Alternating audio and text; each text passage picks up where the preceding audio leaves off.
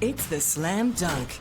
If the past year has shown us anything, then the lesson is invest in the latest world-class cancer drugs and cancer treatments. Invest properly in something that's medically proven or clinically proven, and you'll get results. Despite overlooking it in their first budget, this coalition government quickly realised their mistake. Oh yeah, red-faced. And they stumped up $600 million to fund dozens of the very latest life-extending advanced cancer drugs. This was a game changer. I won't dwell on the oversight. That's petty. Let's look at the action. And it's been remarkable and successful and turned lives around. And crucially, it's given those fighting cancer a chance at life, which is quite amazing. It's been a game changer. Families faced mortgaging their houses to access these drugs before that. If you were rich, you had a chance at life. Poor, and you'd likely die. It wasn't right. Never was. It wasn't fair. It never is. It was deeply wrong and, to me, almost unethical and deeply immoral. If you got money, you survive. If you're poor, you don't. National $600 million has been the most significant and meaningful contribution towards fighting cancer from any government since records have been kept, in my view. No one has hit cancer quite as hard as what National rolled out last year. It smacked it in the face. It was the most significant development in this country in decades in terms of cancer, and is likely to keep alive those who otherwise may have died. This government's got headlines for the cuts it's been making across the board to establish ineffective programs, some of which make no sense at all.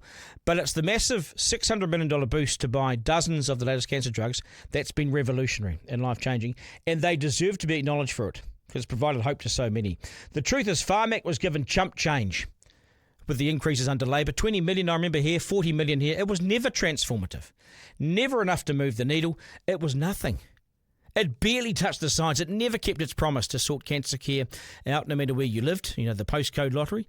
And people still fled to Australia in search of life-saving funded drugs and a chance of staying alive. Why would you stay here at $100,000 for the drugs will go there and they're free for the chance of a $500 Jetstar fare?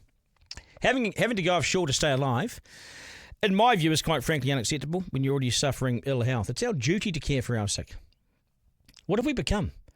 To care for our sick and our frail and to hand them to Australia, who have more funded drugs and a bigger and better and a more advanced health system, I think it's an embarrassment for us.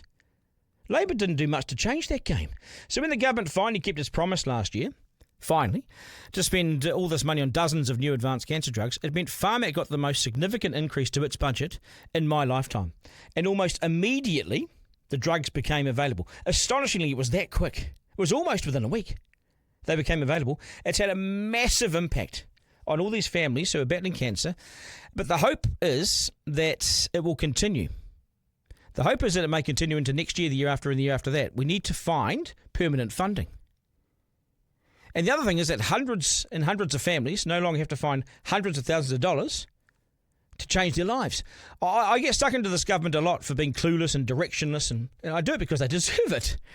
But researching these drugs in the past 48 hours and looking at their impact, they've been a revelation and much, much more than that. So well done to this coalition government for keeping their word and for realising it required a really big spend. Big spend, big outcome.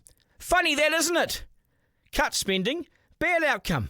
Finding the money has not been easy. Luxon kept his word, and it shows that you can find money for anything you want if you prioritise it and make it happen. It won't happen by accident. You have to make it happen. And they did. When being caught red-handed, not doing it might have forgetting the promise might have hurt.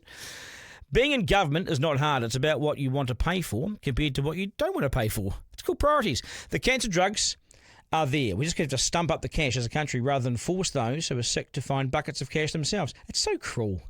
And how any politician could oversee a system like that, cruel system like that, and go and sleep at night, it's beyond me. This really is a matter of life and death. The National in the end got this right.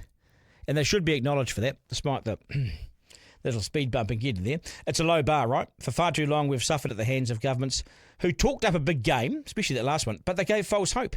And it's cruel. They gave false hope. And strangely, they never went far enough. As someone who saw my dad die of cancer, I could never understand that. Talking something up and they're not delivering. To me, that appears cold and callous and out of touch. Watching my dad slowly die, knowing that there was nothing he could do unless he spent another $100K on untested miracle pills, it was devastating. And I don't think I've ever been the same. You never are. So until National's record spend last year, both sides have been unwilling to properly invest. It's not just Labor. Both sides were unwilling to properly invest. Both Labor and National. The Aussies had twice the drug budget than us. They had more than 100 funded drugs than we had. We should have had them, but we didn't. For far too long, we've been too quiet, too diplomatic, and successive governments too unwilling to make a splash. Oh, we haven't got the money. We spend so much money on other things. $80 million we just spent on the report into the ferries. $50 million in consultants on can we take our bikes across Auckland Harbour Bridge? That's $130 million. That would buy a lot of cancer drugs.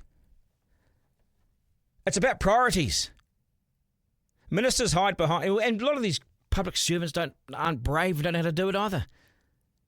But if we really focus on it, we can get it right. Ministers hide behind PR catch lines and a giant lie that Pharmac were independent from the government and a world-leading drug funding agency that gets bang for buck.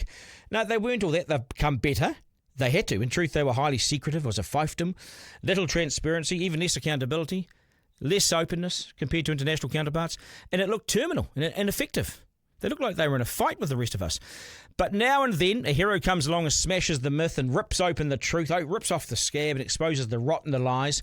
And people like Malcolm Mulholland, Sir Malcolm to me, who lost wife Vicky to breast cancer. He's truly an outstanding New Zealander, one of the very greatest. For his ruthless, detailed, pinpoint takedown of Pharmac and the New Zealand cancer treatments on offer, he seriously needs to be winning awards for his work in this. Single-handedly, he ran rings around government departments who'd lied for years, and on his own, he made ministers look like Humpty Dumpty after the fall.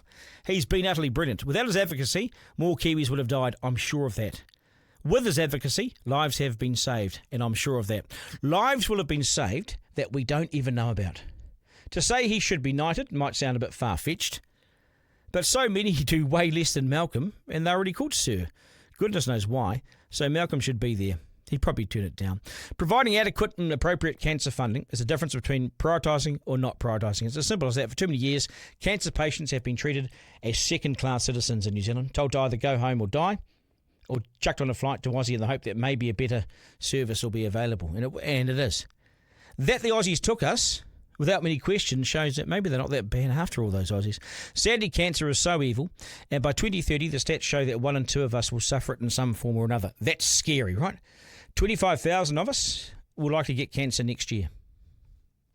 9,500 New Zealanders will die this year from it, and again next year because of cancer.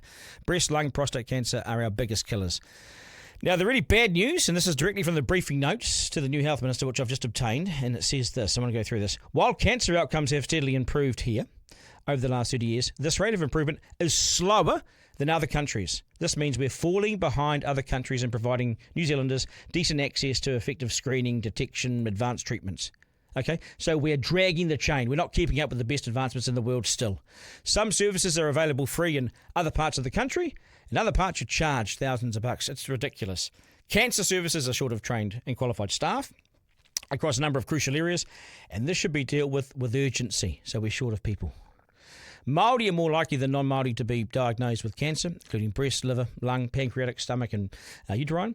But it's not just a Māori issue. And I hate it when I hear, this is a Māori issue. Non-Māori, New Zealand Europeans, Pākehā, are more likely than Māori to be diagnosed with melanoma, prostate cancers. Big time. Cancer is a source of stark inequality in the end, though. Māori and Pacific people are 3 times more likely to die of cancer than Pākehās. And the very latest projections estimate 45,000 of us will be diagnosed with cancer every year by 2040. That is a 75% increase on today's figures. As always, you're more at risk if you're obese, if you drink booze. So you've got to stay fit, stay healthy, stop smoking, get moving, less sugar, more veggies, all that stuff. Well, it really helps. Duncan Garner, live.